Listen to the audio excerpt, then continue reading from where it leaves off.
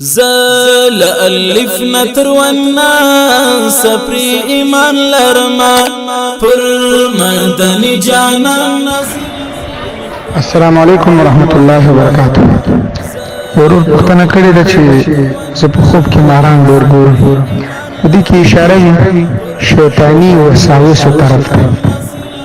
نو دې د دفع لپاره 15 وخت مونږ اهتمام سره جمع سره تکبیر اوله سره ادا کول او دغه شانته په مسنون اذکارو کې د درې کلمې درود شریف او استغفار اهتمام کول، کم از کم سحر او ماښام سلسل پیری د دې ورته وظیفه کول.